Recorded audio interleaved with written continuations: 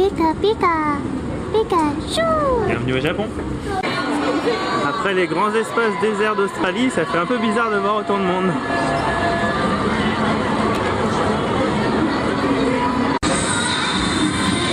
Très populaire au Japon, les salles d'arcade avec plein de jeux.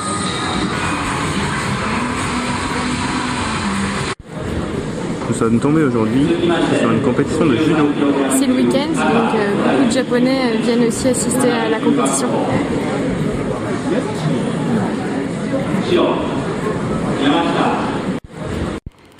Et nous voilà de retour sur le bord de la route.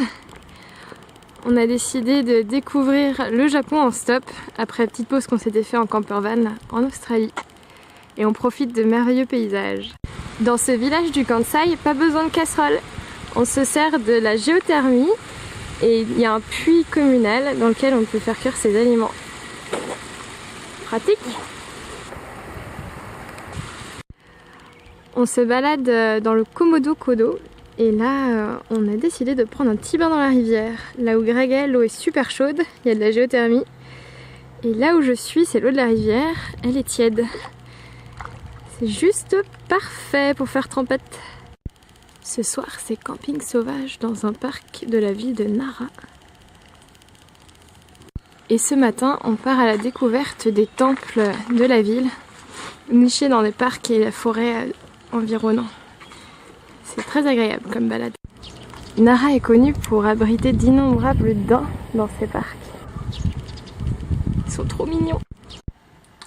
Voici les petites spécificités des logements japonais en direct de notre Airbnb de Kyoto. Donc au sol, nous avons des futons que normalement il faut replier tous les soirs. Après, le plus surprenant sont les toilettes. Bon, ultra technologiques, siège chauffant, et lorsqu'on appuie sur le petit bouton qui est juste ici, nous avons un petit jet qui nous nettoie l'anus, petit jet d'eau. C'est assez surprenant. Ensuite, nous avons le salon, salle à manger, où on s'agenouille, où on s'assoit sur des coussins. Il n'y a pas de table ni de chaise. Voilà. Une petite fringale? Rien de mieux qu'un bar à sushi.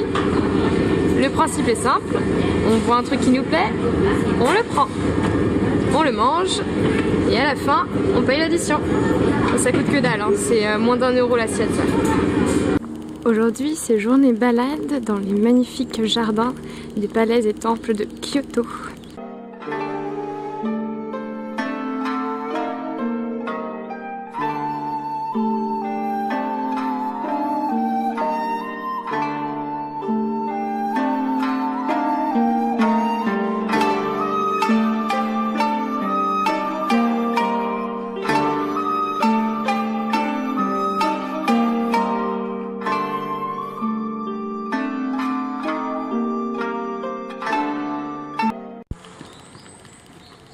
Pas bien, Grégoire.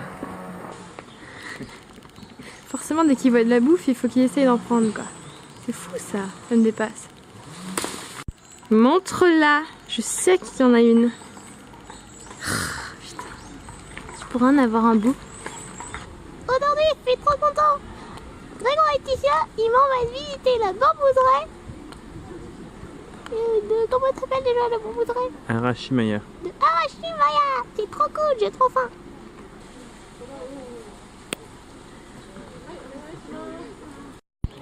Salut, tu veux pas me faire un bisou?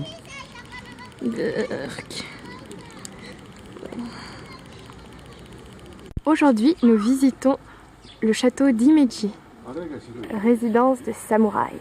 Et nous voici maintenant à l'intérieur. Et pieds nus, et oui, on visite les édifices historiques pieds nus au Japon, comme les samouraïs des anciens temps. Je raconte pas l'odeur. Voici où nous passons le plus de temps à Kinosaki, dans les onsen. Celui où nous sommes dispose d'un petit bassin extérieur, très agréable, plein milieu de la forêt. Certains ont des hammams, des saunas. Le pied. Les Japonais aiment les petites voitures, genre pot de yaourt. On tombe sous le charme des villages de campagne japonais.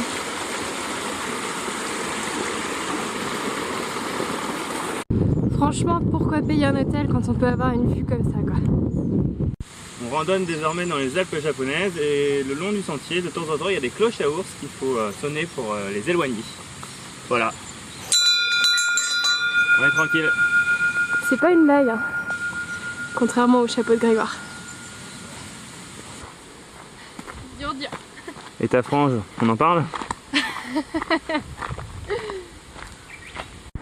Nous visitons Matsumoto aujourd'hui, la ville d'origine de Yayoi Kusama, une artiste mondialement connue pour ses œuvres à poids. Petit clin d'œil à mes collègues de maternelle qui ont sûrement bossé là-dessus. Petite vue en fin de journée de Matsumoto avec en arrière-plan les Alpes japonaises. Et en contrebas, c'est là où on va mettre la tente ce soir. Sur le billet de 1000 yens, on peut voir le mont Fuji. Du coup, aujourd'hui on a décidé d'aller le voir en vrai, parce qu'il a quand même l'air super beau. Et on doit avouer qu'il en jette. Pour ceux qui se demandaient où il était passé, le sous-marin des Beatles fait escale au Japon. Et c'est un camping-car et une charmante famille japonaise qui nous dépose désormais dans l'immense ville de Tokyo. Pour notre première nuit à Tokyo, on essaye l'hôtel capsule. À notre disposition, un placard pour ranger nos affaires. Au fond du couloir, c'est les toilettes. Voici les chambres. Et voici ma capsule. On visite le marché aux poissons de Tokyo aujourd'hui, le plus grand du monde. Et là, on assiste à la découpe d'un thon impressionnant. Voici le carrefour de Shibuya. On dirait une fourmilière humaine. Des milliers de tokyoïtes transitent par ici tous les jours. Et on n'est pas encore à l'heure de pointe. Non, là c'est plutôt calme. Et voilà ce que ça donne de l'intérieur.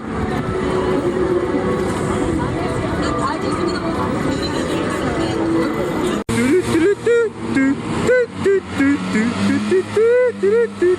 n'y a pas de doute, Mario vient bien du Japon.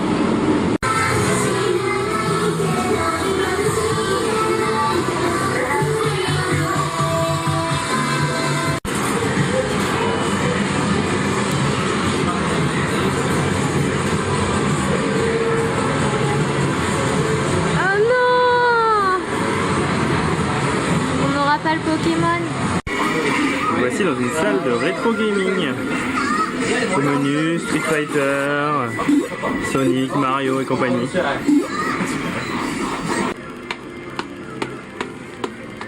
J'ai failli attendre. N'importe quoi avec ton Sonic. Ça, c'est la classe. Ouais.